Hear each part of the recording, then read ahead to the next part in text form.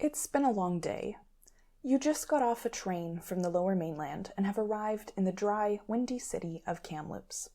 You're here seeking a cure for the disease that's been slowly eating away at your body for years, which you tried to ignore until one day it got so bad you couldn't work, couldn't provide for your family anymore.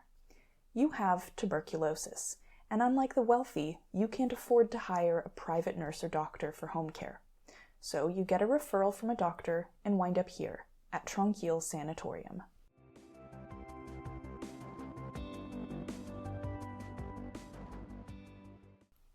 Hi, I'm Sarah, and welcome to this podcast on the history of tuberculosis in British Columbia, Canada, via a case study of one sanatorium in the province's interior, just outside the city of Kamloops.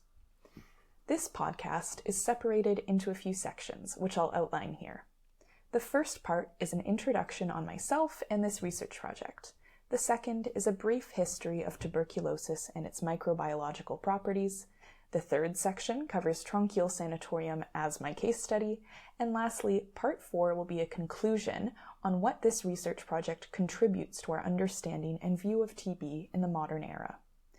Because of this more public history format of a podcast, it will be a bit less academic in tone. But if that's what you're looking for, there is a link in the description to my 40-page honors thesis for you to enjoy, which includes the citations for material covered in this podcast. A little about me. I'm Sarah Johnston, and in June 2024, I graduated from the University of Victoria with an honors degree in history and a major in French. For my honors thesis, I chose to research the history of medicine, which I eventually narrowed down to focusing on the history of treating TB in British Columbia during the interwar years, with a case study of a single sanatorium called Tranquille Sanatorium. I'm originally from a small town called Salmon Arm, BC, which is about an hour and a half away from the site of Tranquille Sanatorium.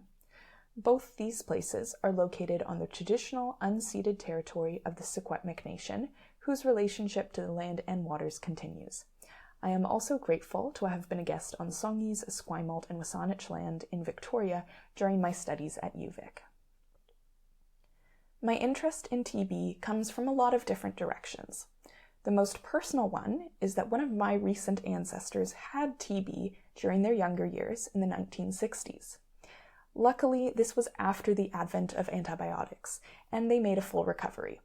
But I don't think many of us have to look too far up our family trees to see ancestors who either died from or were sick with TB. On the less personal side, I find TB to be a perfect example of injustice within our current global health system. This is a system which prioritizes the profit of multinational corporations and the blissful ignorance of those of us in wealthy countries over the lives of people living in poor countries. But we'll get into that later. I would be remiss not to say thank you for the funding I am very grateful to have received for my work on this research project in the form of the Hannah Studentship from the Canadian Society for the History of Medicine and AMS Healthcare. Earlier research on this project was also supported by the Jamie Castles Undergraduate Research Award at the University of Victoria. Okay, so what is this project all about? I'm so glad you asked. This project focuses on the history of tuberculosis treatment in British Columbia during a pretty tumultuous period. After the First World War, there was a huge increase in government funding to treat TB across Canada, particularly among the legions of soldiers who were sent home early from the front lines with the disease. Before the advent of antibiotics and their widespread use in medicine in the late 1940s, curing and treating TB was a long and uncertain process. During this interwar period, meaning between World War I and II, the focal point of TB treatment was at sanatoriums spread across the country. Here, the disease could be isolated, studied, and hopefully cured. This study chose one sanatorium as a case study to examine how various demographic factors affected treatment and access to treatment, mainly focusing on socioeconomic status, or class. Studying the Tranquille Sanatorium, located just outside Kamloops in the interior region of BC, was pretty illuminating for me. One of my favorite primary sources I used in this research was a pamphlet with a list of rules that patients were instructed to abide by. Some of these rules were understandable and rooted in sound science. Basically, do not spit TB everywhere when you cough. And others had a more authoritarian quality. These included rules that told patients not to talk about the disease or its symptoms, or even not to engage in loud or excited talk, laughter, and arguments. And patients were advised to cultivate mutual cheerfulness and essentially maintain a positive attitude. These rules reflect the pretty top-down approach of medical intervention at the time and the near authoritarian environment of many hospitals and sanatoriums. During my many hours spent in the basement of the Royal BC Museum and combing through the BC archives, I started to form an image in my mind of the people who lived at Tranquille Sanatorium.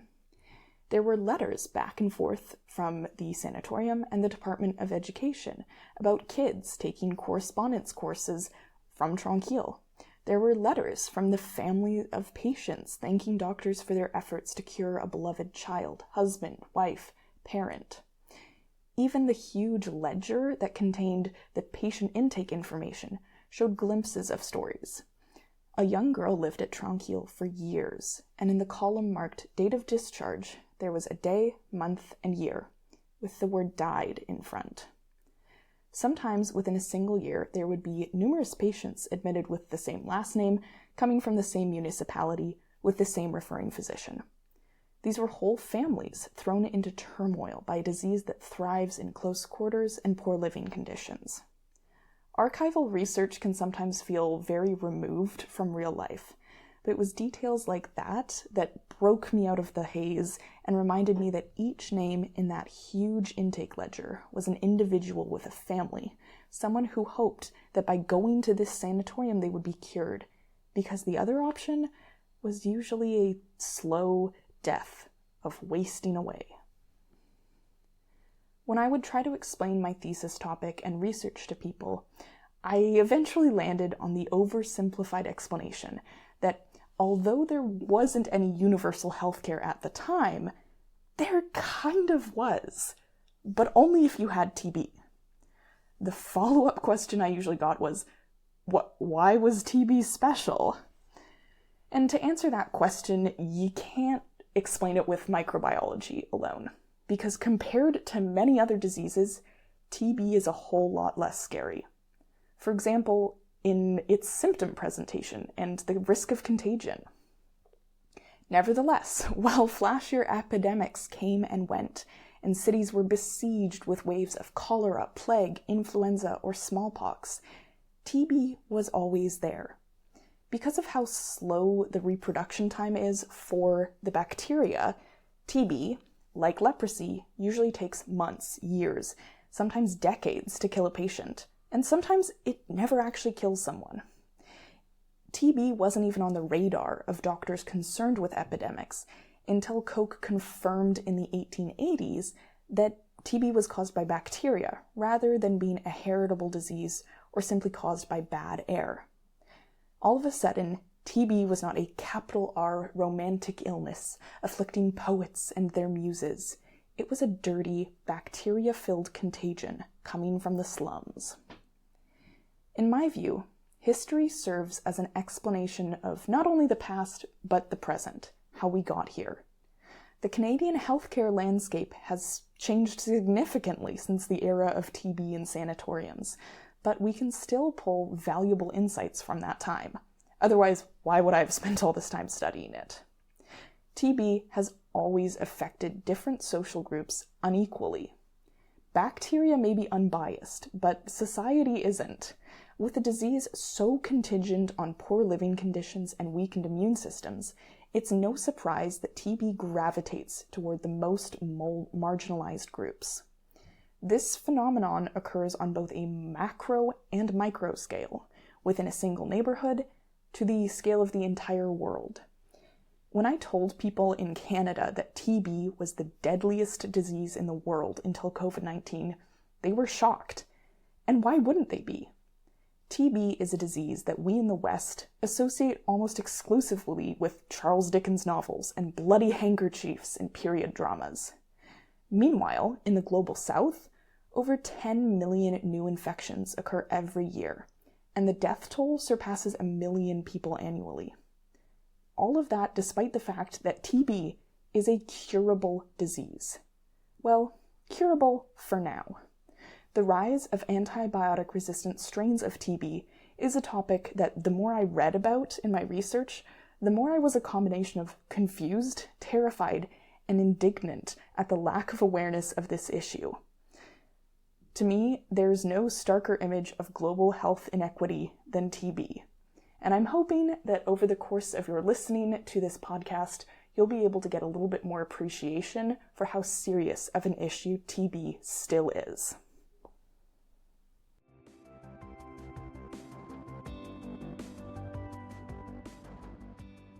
Congratulations, you have made it through the pretty comprehensive introduction, and I'm hoping you'll stick around because there's a lot of fun facts coming your way, as well as less fun facts. I'll be honest, it's TB. It's a bit of a bummer sometimes.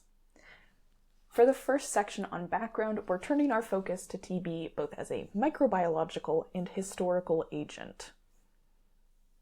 Although I am not a doctor nor scientist, I did my best to research the science behind TB because I think it is really important to understand at least the base level if you want to understand the historical context. So we'll do a bit of the science first. So our scientific understanding of TB has, like our understanding of most medical things, evolved a lot in the past 200, 100, and even 50 years. So the biological basis and transmission of TB is pretty important. Mycobacterium tuberculosis is the bacteria that causes the disease tuberculosis, except it doesn't always cause TB.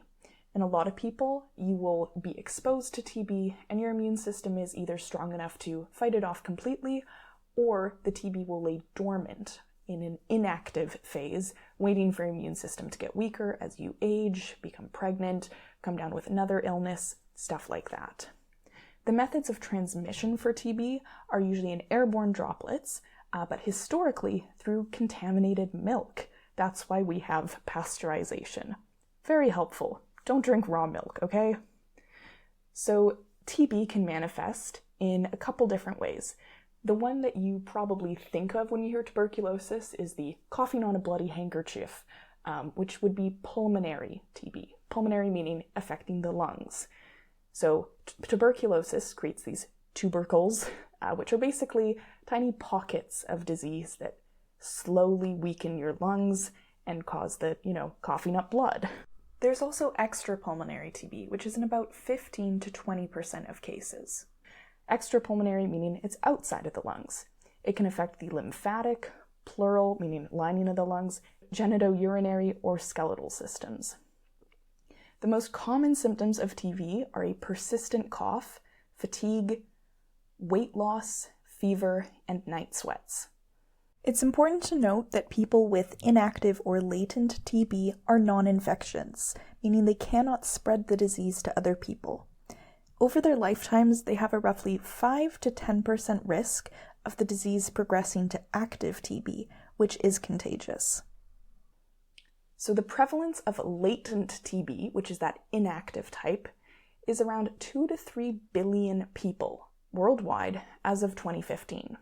It's incredibly common. Factors influencing the progression to active TB that we talked about were things like weakened immune systems and malnutrition. There's a huge comorbidity of people with TB and people with diseases like HIV and AIDS, which weaken the immune system, and TB will take advantage of that. There's also a lot of treatment challenges. So although with the advent of antibiotics, we can now treat and cure tuberculosis, it's not the most simple. It requires a pretty long antibiotic treatment plan, usually of upwards of 6 months, sometimes lasting years. Because TB replicates so slowly, it can mutate very easily. These antibiotics are also pretty unfun to be on. They cause a lot of side effects, and they can also cost a lot of money, thousands and tens of thousands of dollars to cure a single person.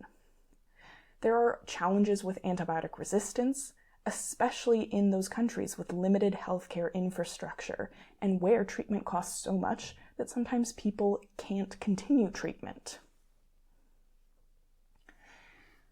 So I may have given the impression that we don't have TB at all in Canada. And compared to a lot of countries, yeah, we don't really have it at all. But it is still around. Our national TB incidence rate is about 4.8 per 100,000 people in Canada. But just saying that figure erases a lot of the disparities within who has TB in Canada. So non-Indigenous Canadians, it's at about 0.3 incidents per 100,000 people. Among immigrants, it's about 12.3 people per 100,000. In the Indigenous population, Inuit people are at about 135 people per 100,000. First Nations people are at about 16 people per 100,000. And the Métis are at about 2 people per 100,000. So why are there such big disparities? Well, for immigrants, it's usually that they're coming from the global south, where they already had TB or had been infected with latent TB, and then they arrived in Canada. And then for the Indigenous populations, socioeconomic and systematic health failures continue to affect Indigenous populations, and that's why we see those much higher rates, particularly among the Inuit. You may have noticed that when you think about tuberculosis, you think of the Victorian era, which makes a lot of sense. It's where our cultural image of tuberculosis comes from. The Victorian era conceptions of TB included that it was a romantic illness. Romantic as in capital R, the Byronesque poets. It was something to be written about. It was something that made you creative and interesting. And it meant that you were maybe had a weakened physical character, but you were mentally very strong and creative. It was also called by a different name at the time, which you might know, consumption.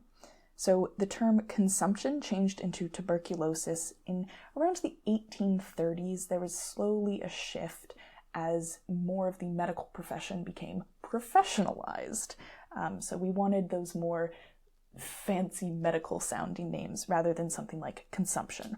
Although it is a pretty good fit for a name because TB is a disease that consumes your body. It is a wasting disease where you sort of slowly fade away. And it was very pervasive in the 19th century. The Victorians were constantly dying of tuberculosis. The romanticization of TB includes our associations with beauty, intelligence, and creativity. It pervaded ideas of beauty with things like thinness, paleness, and rosy cheeks. The reason that I sometimes wake up in the morning and put on blush can be tied back to tuberculosis. And I think about that every single time I do my makeup.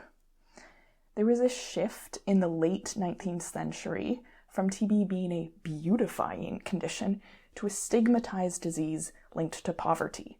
Suddenly, it wasn't cool and hot to have TB anymore. It was dirty and gross and dangerous.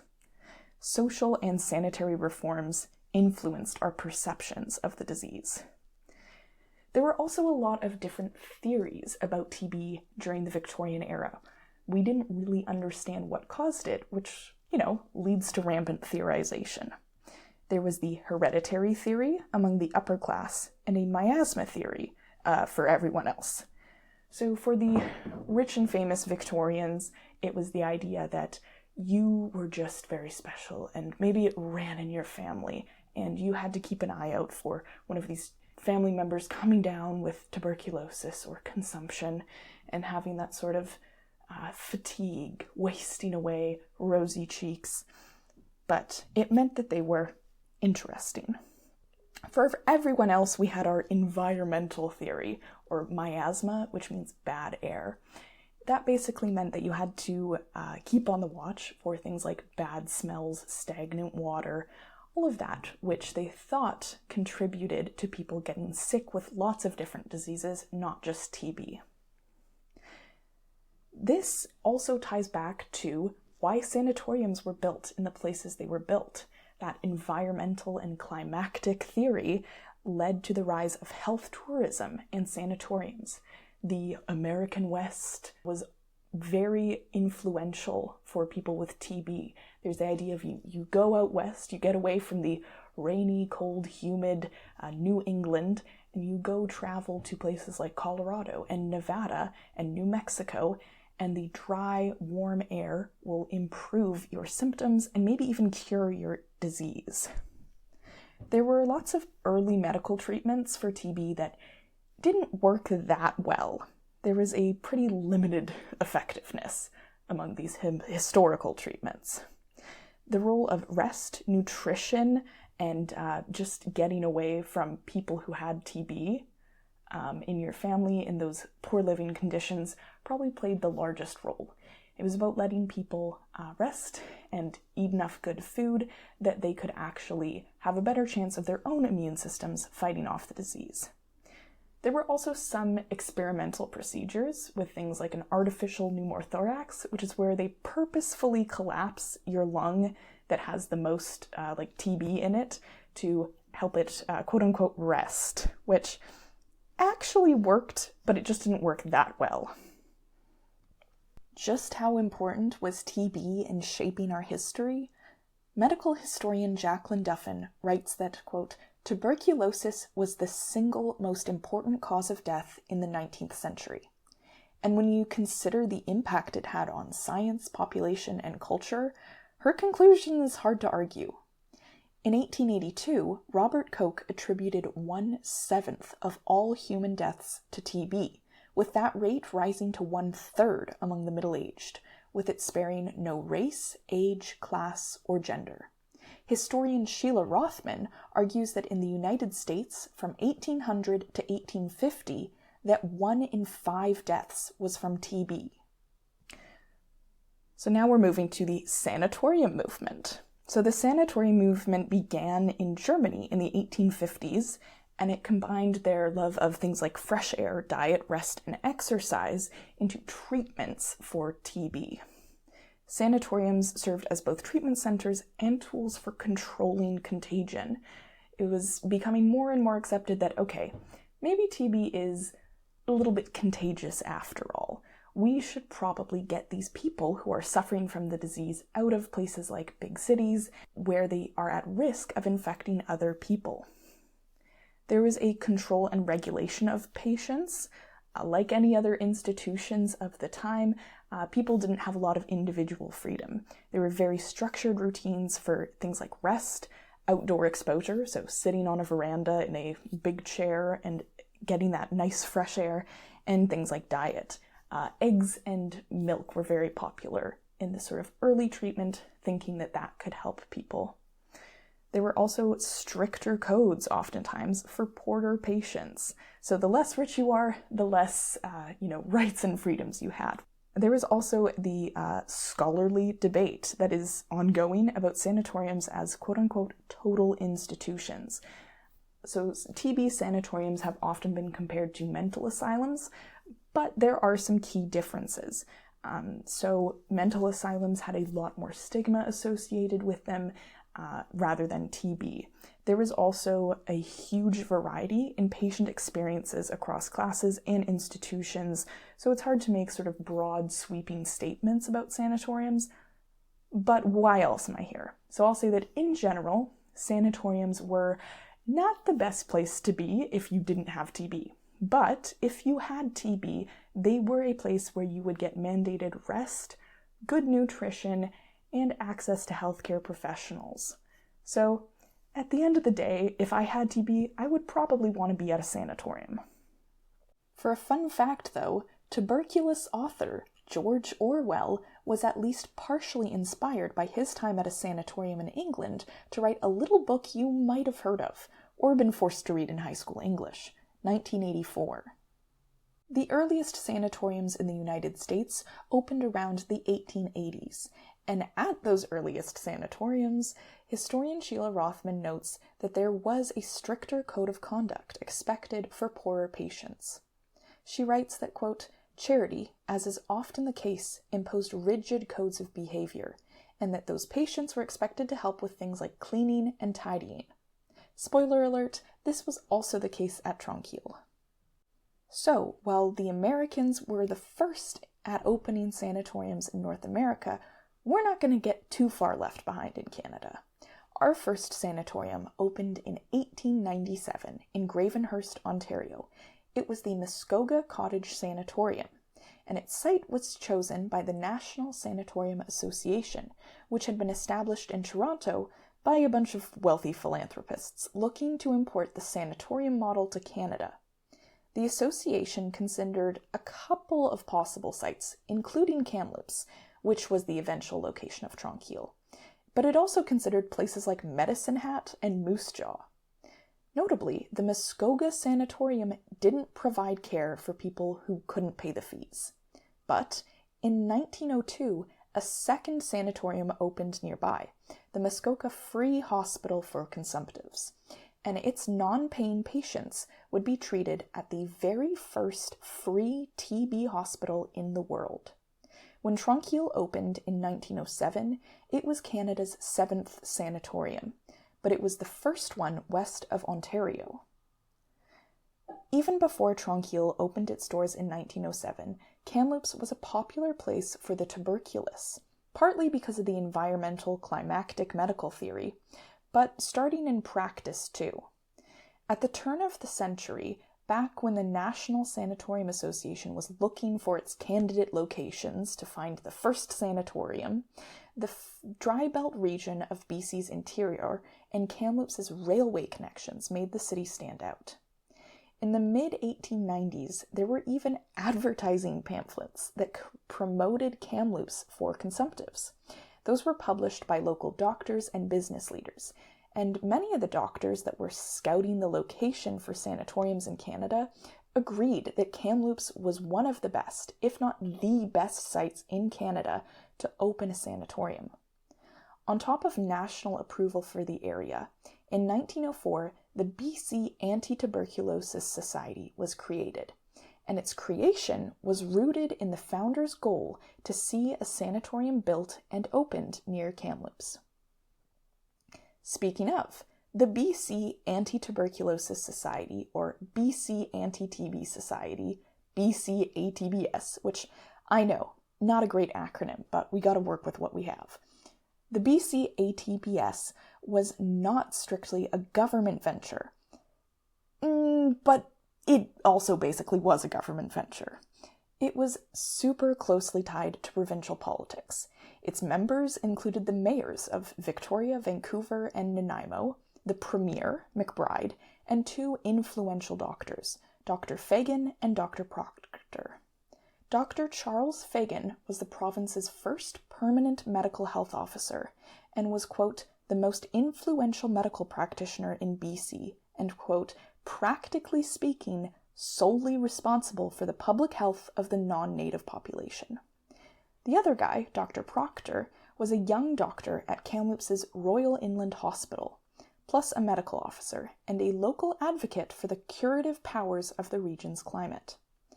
But does climate actually affect tuberculosis, and can it actually help cure the disease? It's hard to say. There aren't very good control studies from this era, so we don't really know for sure. But it's far more likely that any of the success can be tied to people getting better rest and nutrition at sanatoriums, rather than just being in a certain climate. So, in the early 1900s, there were efforts from the BC Anti-Tuberculosis Society to raise funds from businesses, governments, and wealthy individuals to build a sanatorium. At the same time, there were also public health measures being put in place by the province trying to control the spread of TB. All the way back in 1901, BC, under Dr. Fagan, made TB a reportable disease, meaning that doctors, teachers, and medical supervisors were required by law to report any suspected cases of TB to their local health officer. At the same time, spitting was made a summary offense on tramways and inside public buildings, which makes sense. If you have active TB, your spit is full of that TB bacteria. This also brings us to a weird piece of history. Now, it wasn't official policy or law, but Dr. Fagan and lots of other doctors told women to shorten the hems of their skirts and dresses. And this wasn't just because they wanted to get a tantalizing glimpse of ankle. It was because there was a concern that even with these laws, men just can't be trusted or helped to not spit everywhere on the ground. And these long dresses and skirt hems were picking up that spit or dried spit and dust and carrying it into homes where people will then breathe it in and get TB.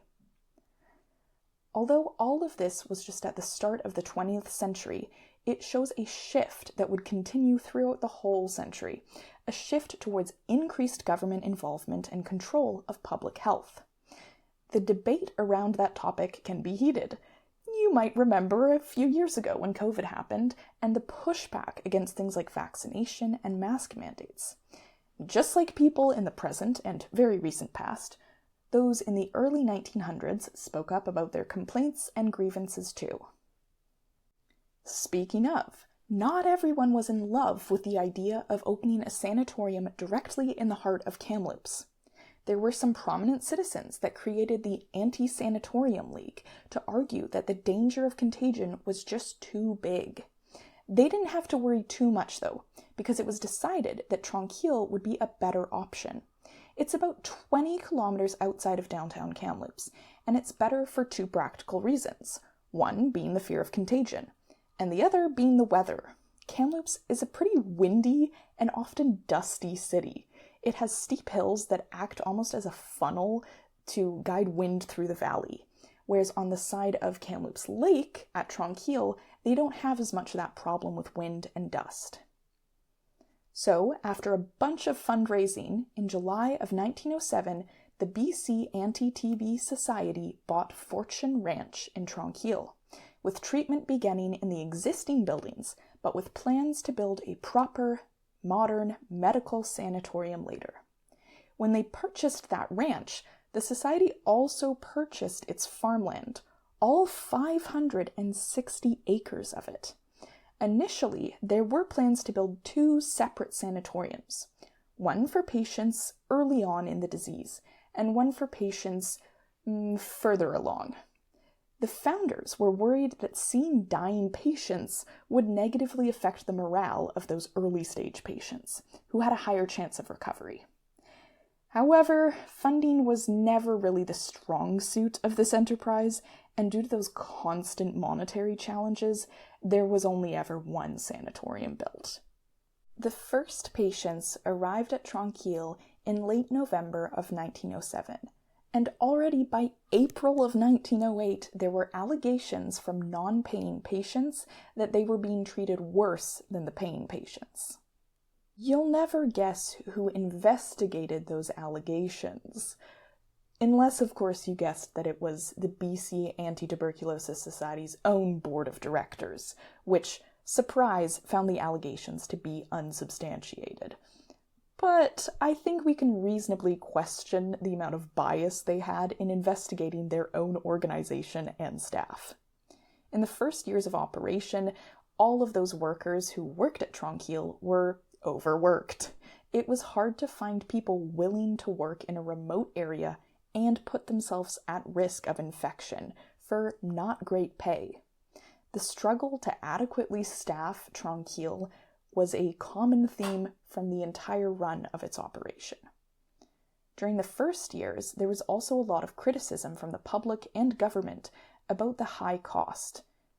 The patient's average monthly bill was about $55 to $60, which was a lot higher than a normal hospital costs.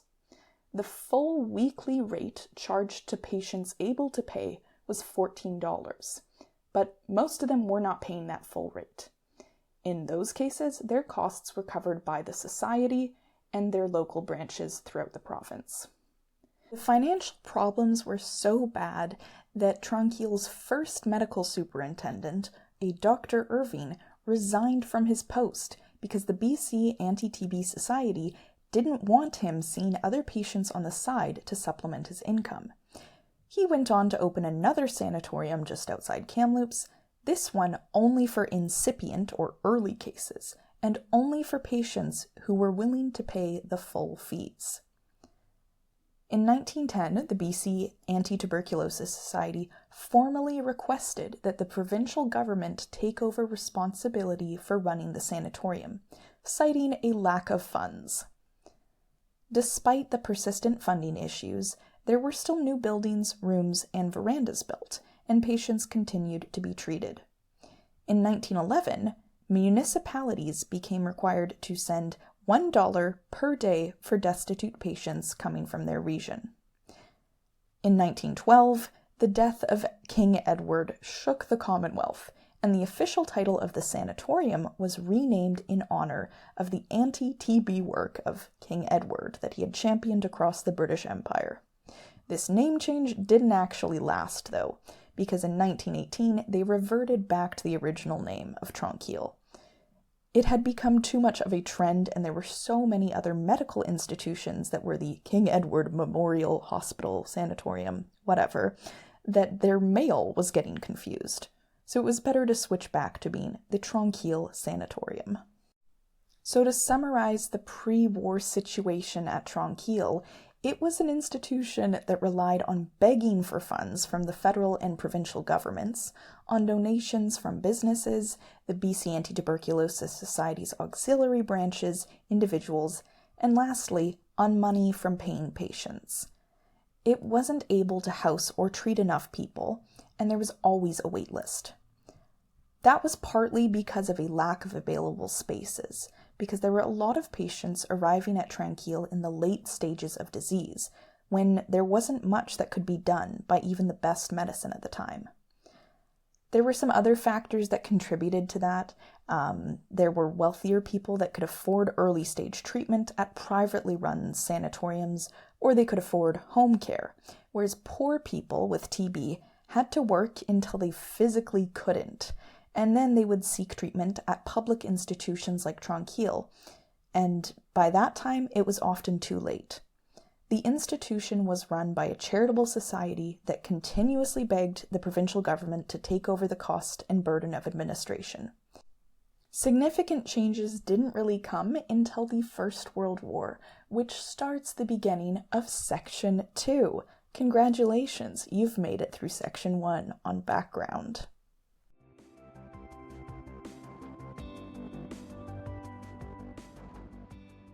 Our second section is focused on Tranquille Sanatorium during the roughly interwar period, so the mid-1910s until the mid-1940s. The First World War had a pretty big effect on Tranquille, from things like funding to the demographics of who was treated there, and it's where our major analysis is going to start. As time went on, the funding went up and down, reflecting the politics of whichever party was in control of the province at the time and the wider economic situation. The period of focus for my study ended with the Second World War, because the advent of antibiotics by the end of the Second World War was so effective that Tranquille actually shut its doors as a tuberculosis sanatorium in 1958. This is the section of the thesis that includes my fancy-dancy primary source research and analysis. First, I'll outline the general themes of this period, and then we'll analyze some documents and records that illustrate those themes. You know, like a proper historian. At the start of the 1900s, in BC and Canada as a whole, health officials realized that TB, while it affected the poor disproportionately, was not just a problem for the poor. There were a lot of reasons why it was worth it to pay for the treatment of poor patients, and the humanitarian reasons were not the most important. Economically, healthy people are a lot more productive. They contribute more to businesses and taxes. From a public health perspective, TB was transmissible enough to make even the wealthiest still afraid of contagion, making the prospect of sending the sick to an isolated sanatorium appealing. Although the residents of the places near sanatoriums still expressed fear and anger at their perceived risk of being flooded with tuberculous health seekers. The seriousness of TB as a public health threat meant that the barrier to qualify for social assistance was lower than for other forms of welfare, as seen in a June 1944 circular sent to all municipalities in BC. That memo stated that, quote, "In view of the urgency of obtaining control of this disease as soon as possible, it is felt that in dealing with such cases, the usual standards of eligibility for social allowances must be disregarded." Like most government-run institutions, funding was the probably biggest concern and priority for Tranquille. The sanatorium's operating costs were paid for by 4 main sources. 1, the province, 2, municipalities, 3, aid organizations, and 4, patients. That order also represents the hierarchy of those funding sources. The least was coming from individual patients, and the most was coming from the provincial budget. The system as it stood in 1914 asked the home municipality of the patient to pay for a portion of the fees. That amount changed over time to reflect things like inflation and increased treatment costs. Any patient that came from outside municipal boundaries had that portion paid for by the province instead of municipality. There were even aid groups and charities involved, like the Red Cross, that are still around today, and they had a much bigger role at Tranquille than even in our present-day healthcare. At Tranquille, groups like the Kamloops Red Cross and Lower Mainland and Island branches of the BC Anti-TB Society raised funds that not only supplemented or fully covered individual patient fees, but they also bought things like furnishings and books for the patient library. When the sanatorium was officially handed over from the BC Anti-TB Society to the province in April of 1921, the province took on an even bigger responsibility for paying for Tranquille and its patients, even though it had already been paying most of the bill. So why were the individual patients' fees the least important source of money for Tranquille? Well, it just wouldn't have been practical otherwise. The average Tranquille resident was not at all wealthy. If you were wealthy and suffering from TB, you could afford private care, whether that meant at a sanatorium catering only to fancy paying clientele, or just paying for a home nurse or home doctor. Because of the poor origins of Tranquille's patients, they were often there in worse condition, marked as either advanced or hopeless in their prognosis column.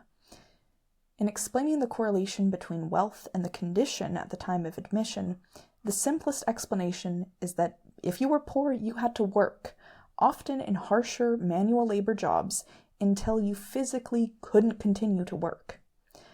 Even once they arrived at Tranquille, they were expected to earn their keep, to an extent that pain patients were not.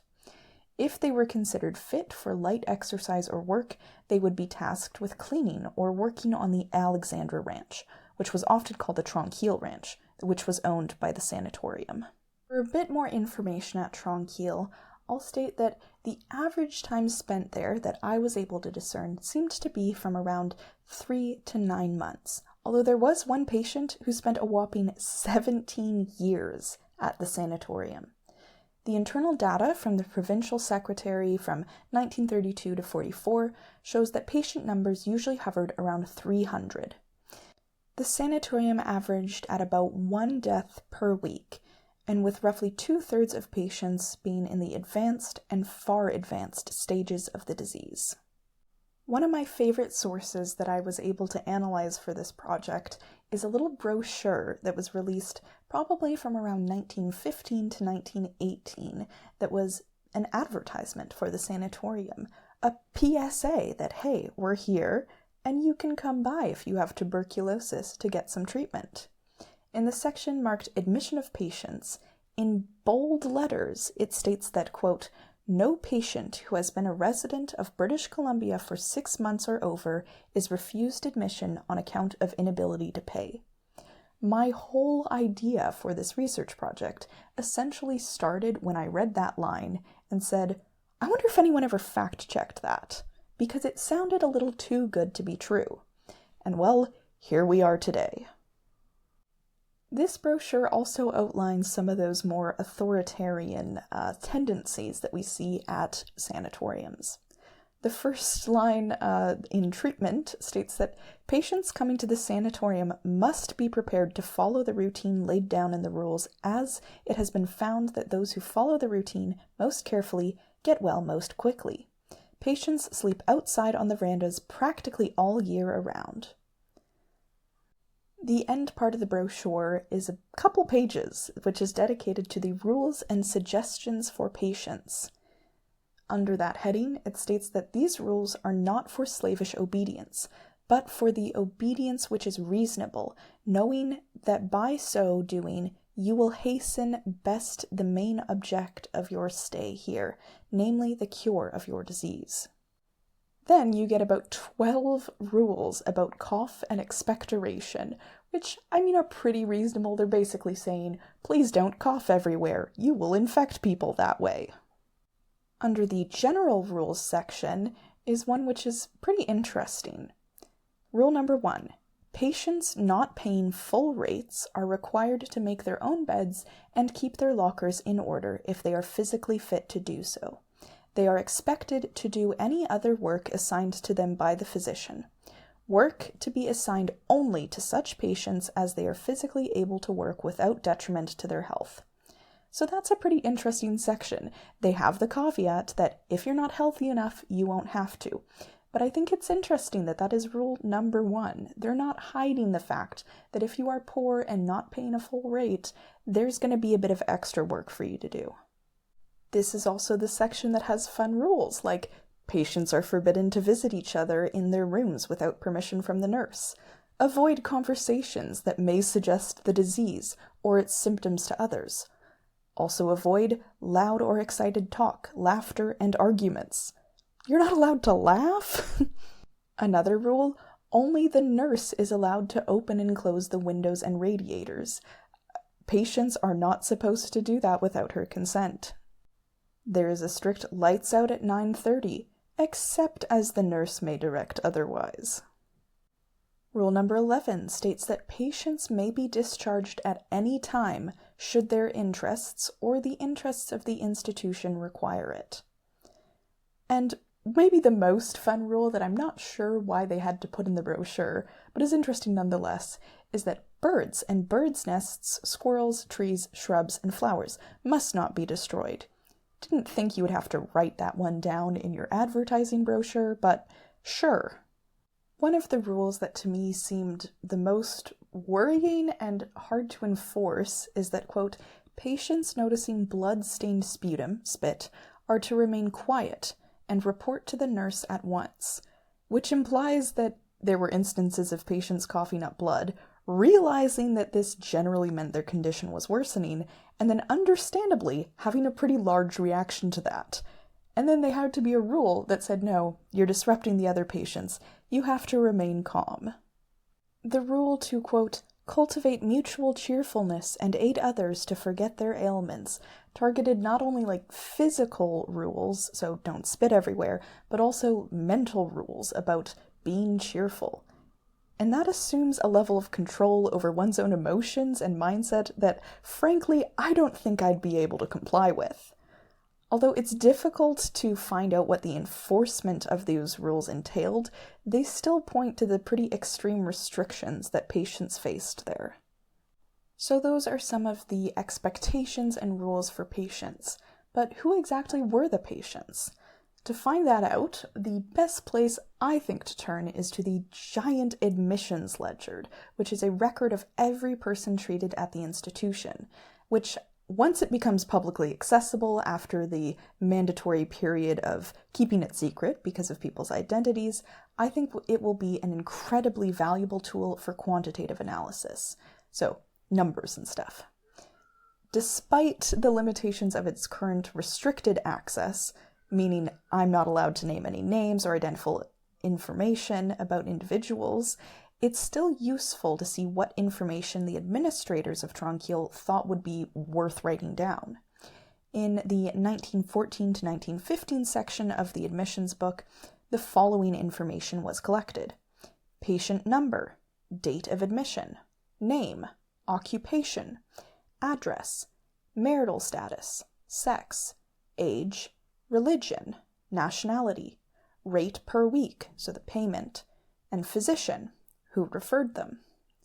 There were also additional information sections that were added during that time, new columns for the names and address of a relation or friend, probably like a next of kin, the date of discharge, and any additional remarks. While a lot of those categories make sense to take the information down for, there were a few that were kind of surprising for me coming from a 21st century context. I thought, why do you need to know the person's job, their occupation, if they're married or not, their religion, and their nationality? The inclusion of those demographic categories kind of points towards the increased interest in statistics and analysis at the time, and the use of demographic information to draw conclusions about who was the most at risk for developing this disease. Were there any correlations between things like religion or occupation, that sort of stuff. Having the occupation listed is also pretty useful because in 1915 onward, there is a huge burst in the number of patients admitted with the occupation of soldier. During the First World War, TB was very, very impactful for soldiers. One of my favorite quotes about it is from a historian named Catherine McQuaig, who argued that TB rivaled venereal diseases for the, quote, most severe medical problem of the First World War, which, given the prevalence of STDs in World War I, is a pretty bold statement. During World War I, at the start, sick soldiers with TB were originally sent to convalescent hospitals in England, but as the beds started filling up and running out there, they were sent back home to Canada. As soldiers, their bills were to be paid entirely by the federal government, who contributed $10 per week per soldier patient, and the Military Hospitals Commission gave $2,500 for a new building to be added for the treatment of soldiers at Tranquille.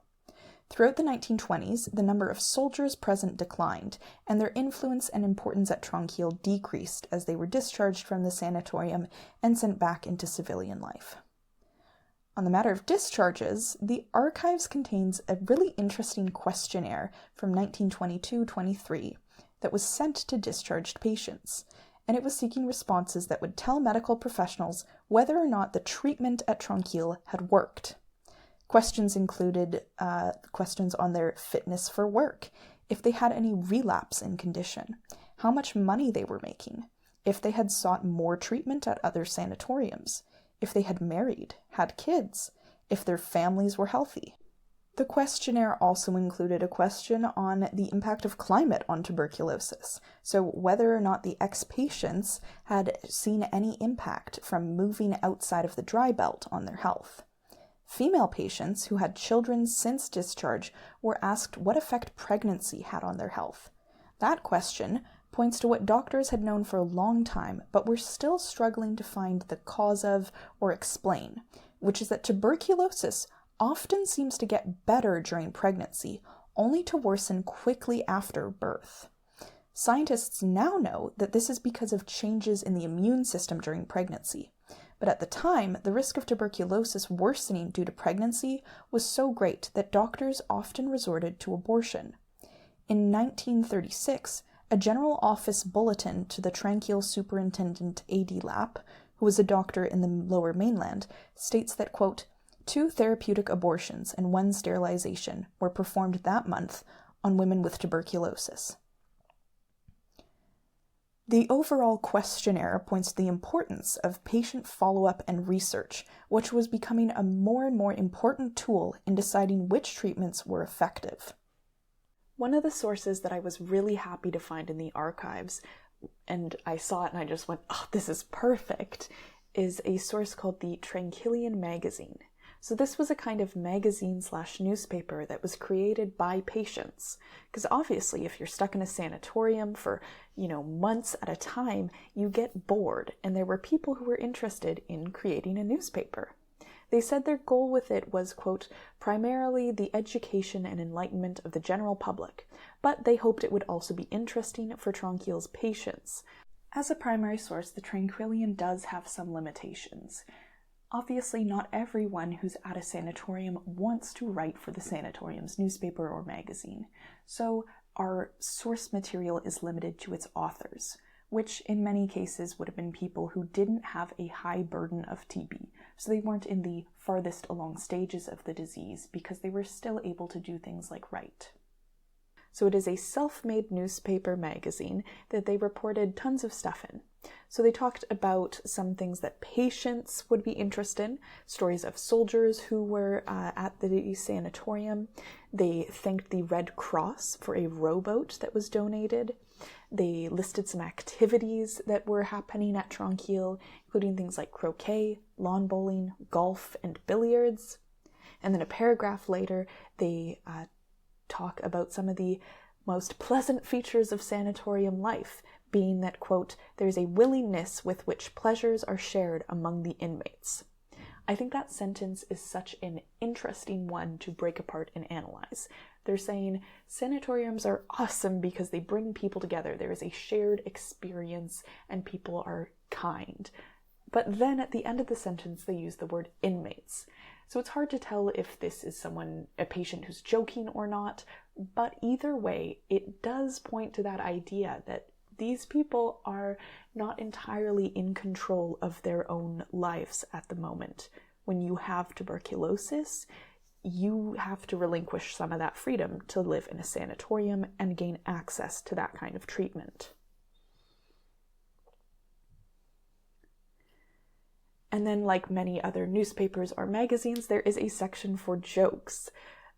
And I really enjoyed this one. It's overheard. Who taught you to play the guitar? Freddie, I taught myself. Well, beat yourself up and get your money back. You've been stuck. It's just a classic dad joke, really reminded me of my own father there. So that is from the first issue of the Tranquillian, which was published in July 1919.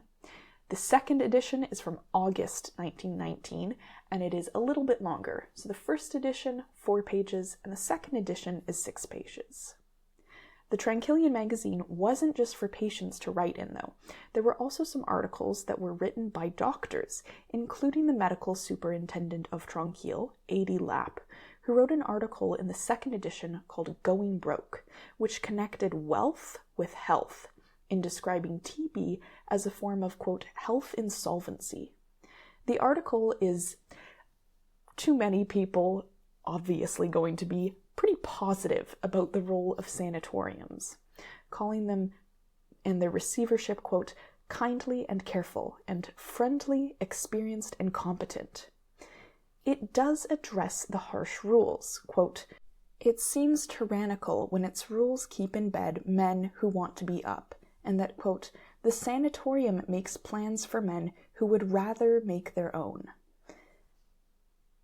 Overall, that article by Dr. Lapp is arguing that while the rules may be harsh at sanatoriums, they are necessary for returning patients to a healthy state. Now, is that an unbiased source? No, it's the superintendent of a sanatorium, but it does show us how medical professionals thought about sanatoriums at the time and how they were able to rationalize some of these authoritarian and controlling aspects of sanatorium life. Moving on now from the Tranquillian into a bit of a later period, another really interesting source is student nurse examinations. So at Tranquille, it was not only a hospital sanatorium where there were doctors, nurses, and patients, it was also used as a teaching hospital or teaching sanatorium. Student nurses were sent there to learn about how to treat patients with tuberculosis, so learning about infectious disease protocols, how to help patients combat boredom, even just things like that were important for nurses to learn if they were going to be treating tuberculous patients. Some of these student nurse exams or questionnaires that are available are from 1931 all the way up until 1938. And a few of the questions present in those exams address the long-lasting myths about TB that you would think would have been debunked in their imaginations, but they're asking the questions, so obviously some of these nurses might have had to relearn in their medical training the truths about these old myths. Some of the questions, for example, in this are, is tuberculosis hereditary? How do you account for the finding of several cases in some families? And that question is on nearly all of those exams from 1931 to 38.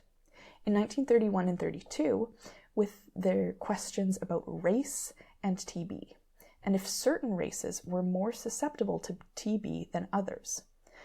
Unfortunately, the archives don't have the answer key to those nursing exams, but it would be really, really interesting to know what the correct answer to that question was.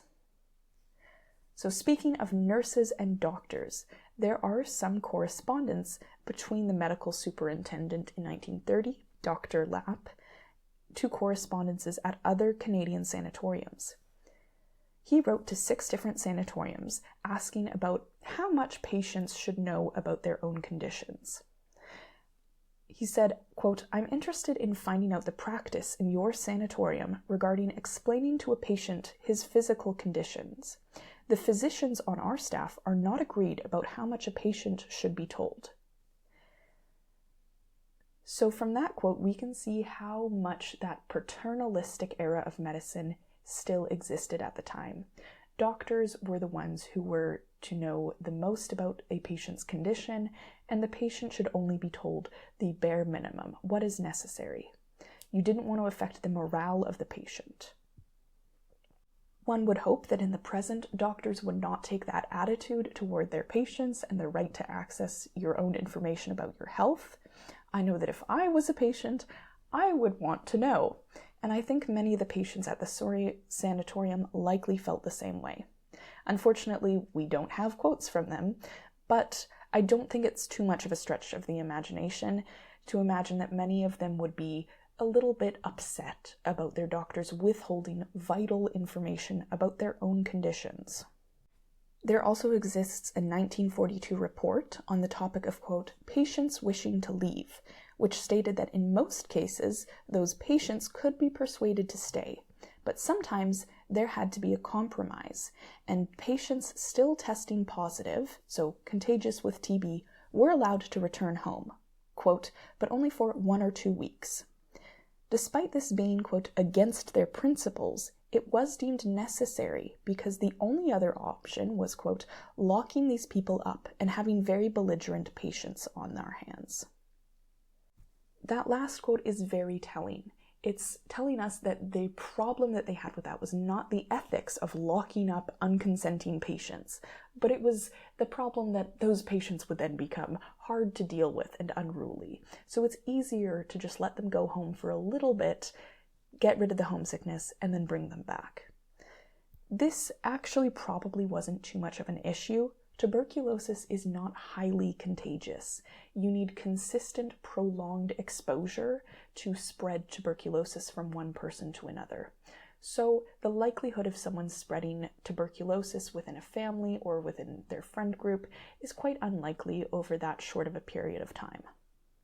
The question of balancing patient consent, patient willingness to receive treatment, the question of individual freedom and public health concerns was a question in the past, and it's still one of the present. Many people remember in COVID people's unwillingness to become vaccinated or to wear masks, which they presumed was a matter of individual freedom and choice, and other people argued was a matter of public health. So obviously these questions are still relevant today and are still being debated. Hopefully we can look back at tuberculosis to help us inform that debate. In ending this section, I think it would be helpful to look at some hard numbers. In 1945, Dr. Ament was the provincial health officer, and he wrote that on October 31st of that year, there were 300 patients at Tranquille. Only 73 of them were paying the full rate, and of those, 56 were being paid for by Veterans Affairs. One of the remaining 17 paying full rates, quote, several were being paid for by the Workmen's Compensation Board. So to answer the question that I posed earlier, that the whole goal of this was to fact-check whether or not that quote in the brochure was correct. Did Tranquille really treat anyone, regardless of ability to pay? It seems that yes. Most of the barriers to entry here wouldn't have been about your wealth, how much you could afford to pay of your portion, if your municipality could afford to pay. It was mostly just about things like wait lists and actually getting from point A to point B being Tranquille, depending on where you were coming from in the province. Non-paying patients were asked to do more work than paying patients regarding things like keeping their spaces tidy, but I can't find any indication that they were treated differently when it came to medical care or even access to recreational activities while at the sanatorium.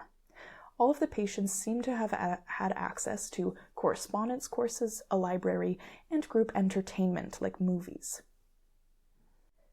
In 1908, Dr. Fagan, the anti-TB champion who founded the BC Anti-Tuberculosis Society, wrote a summary of the work accomplished so far.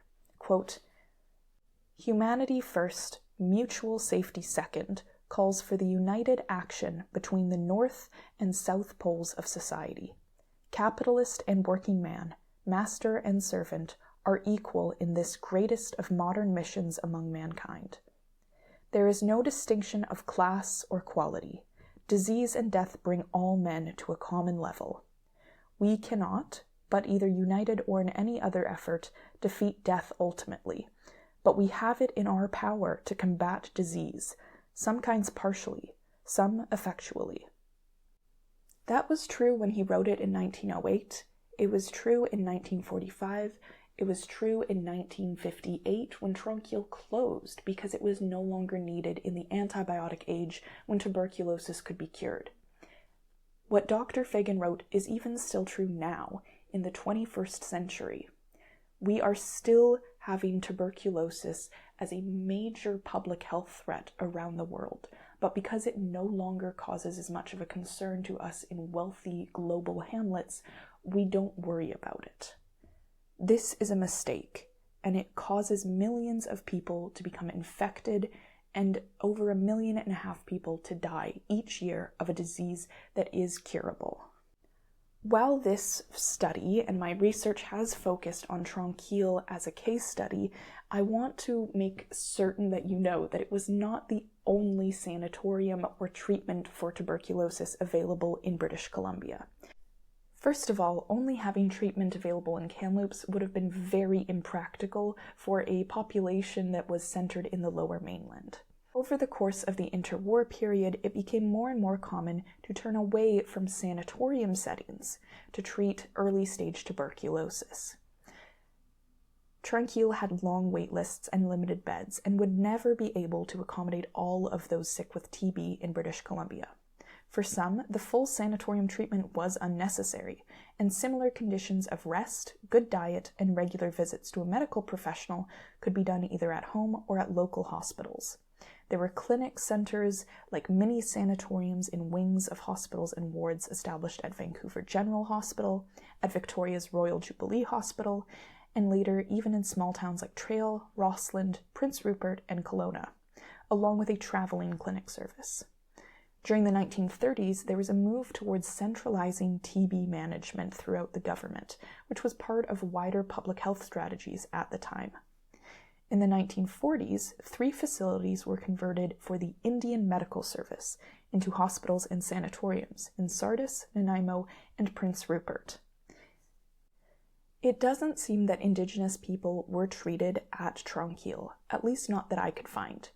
Because they were wards of the federal government, they were treated in Indian hospitals separate from the provincial healthcare system. If you're interested in learning more about this, I recommend the book Healing Histories, Stories from Canada's Indian Hospitals. This book by Meyer Dries is a very interesting read that focuses on that part of Canada's history. Overall in BC, the trend was to move away from the rural, climate-based sanatoriums like Tranquille towards home care and hospital wings or wards that were closer to where the majority of the population lived in the Lower Mainland.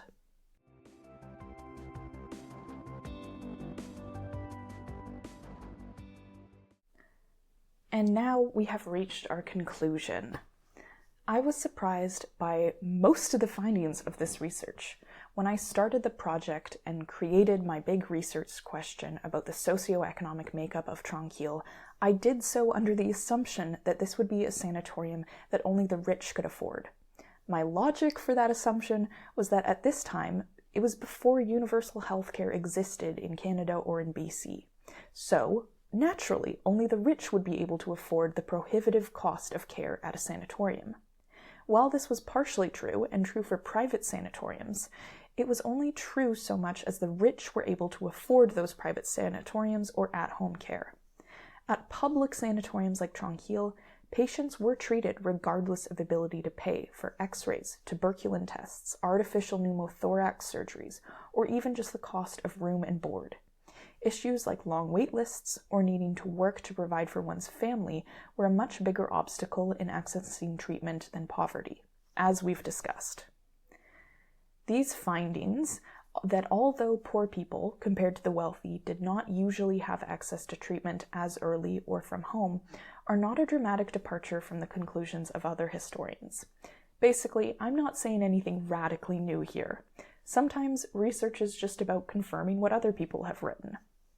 I will say that given the renewed interest in a two-tier, semi-private healthcare system in places like Alberta, I believe that the story of Tranquille can tell us about the limitations of this type of system. Tranquille was created by a philanthropic, non-governmental organization.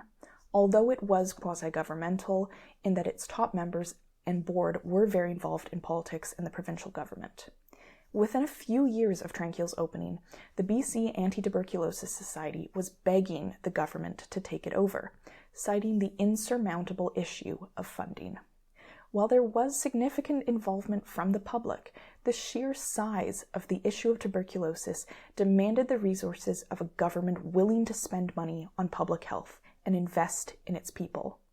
Fundamentally, this points to the limitations of private healthcare funding, because to adequately address systematic health inequities, e.g., disproportionate disease rates among certain populations, we need systematic approaches and systematic solutions with adequate funding.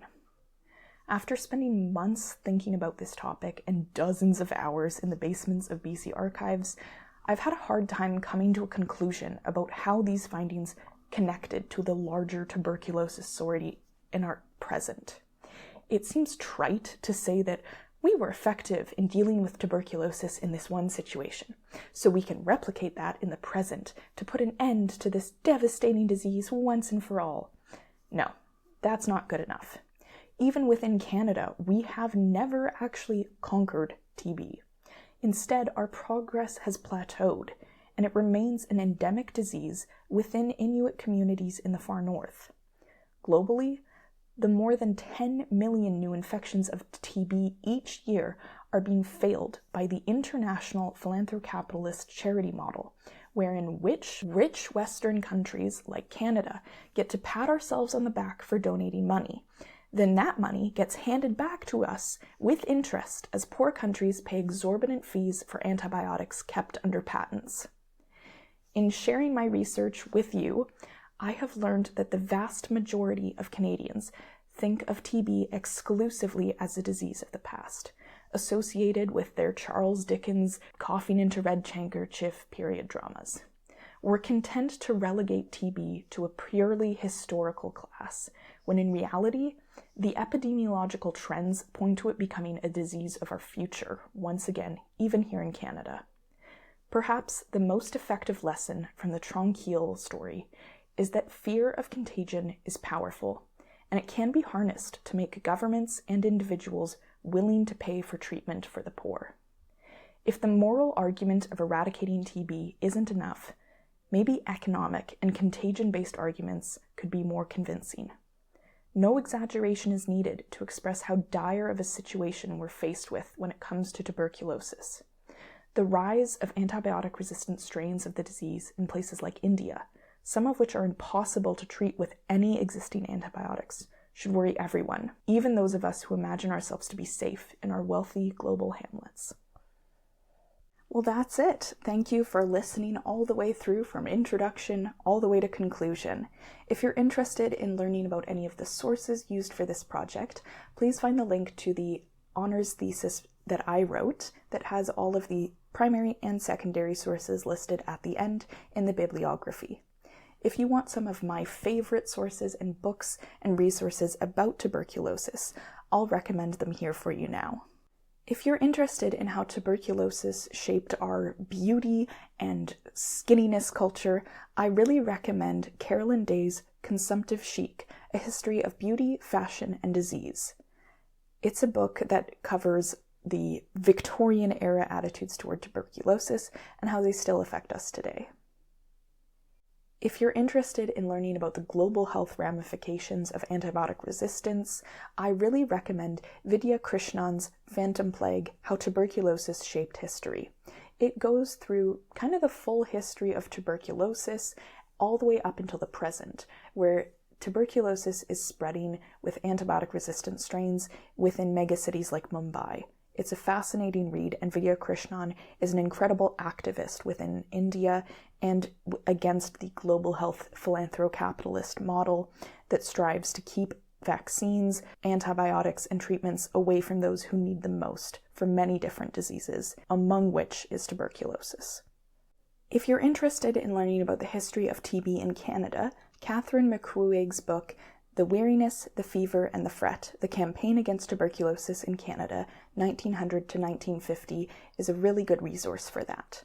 On the specific story of Inuit tuberculosis experiences, Josephine Catherine Morzeski's master's thesis, Inuit Tuberculosis and the Political Determinants of Health from 2022, is another excellent resource on that.